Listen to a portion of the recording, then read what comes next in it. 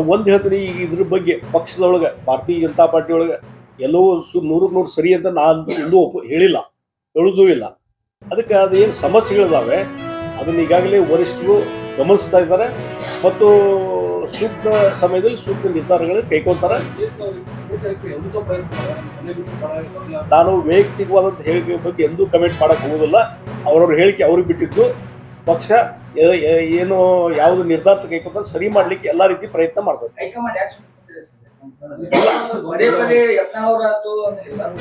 ಈಗ ಹಲವಾರು ಬಾರಿ ಮಾತಾಡಿದ್ದಾರೆ.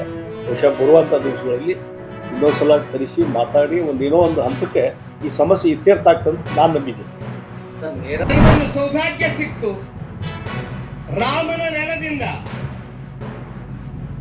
ಮಹಾಲಕ್ಷ್ಮಿಯ ನೆಲಕ್ಕೆ ಆಗಮಿಸುವಂತ ಅವಕಾಶವನ್ನ ಧನಂಜಯ ಜಾಧವ್ ಅವರು ಕಲ್ಪಿಸಿಕೊಟ್ರು. ಅದಕ್ಕೆ ನಿಮ್ಮೆಲ್ಲರಿಗೂ ನಾನು ಋಣಿಯಾಗಿದ್ದೀನಿ.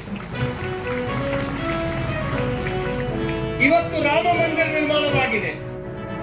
ನಾವು ರಾಮ ರಾಜ್ಯವನ್ನು ನಿರ್ಮಾಣ ಮಾಡಬೇಕು. ರಾಮರಾಜ್ಯ ನಿರ್ಮಾಣ ಆಗೋದು ಹೇಗೆ? ಮೊದಲನೇದಾಗಿ ಸಮಾಜದಲ್ಲಿ ಸಮೃದ್ಧಿ ಬರಬೇಕು.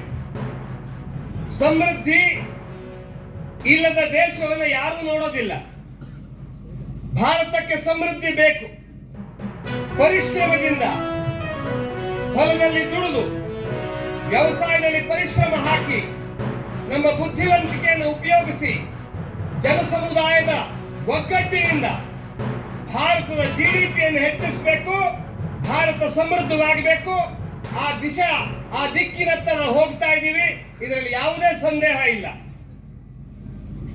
ಆದರೆ ಕೇವಲ ಸಮೃದ್ಧಿ ಇದ್ರೆ ದೇಶ ಮುಂದೆ ಬರೋದಿಲ್ಲ, ರಾಮರಾಜ್ಯ ಆಗೋದಿಲ್ಲ. ಅದರ ಜೊತೆಗೆ ಸಮಾಜದಲ್ಲಿ ಜಾತಿ, ಭಾಷೆ, ಪ್ರಾಂತ, ಪಂಗಡ ಯಾವ ಭೇದ ಇಲ್ಲದ ಸಮರಸ ಸಮಾಜ ನಮ್ಮದಾಗಬೇಕು.